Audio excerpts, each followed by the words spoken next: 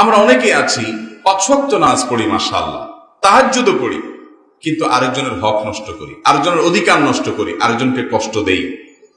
অন্য মানুষের হক যদি আপনি নষ্ট করেন, আপনি যতই ইবাদত বন্দেগী করেন, আপনি কখনো কিয়ামতের ময়দানে নাজাত পেতে পারবেন না।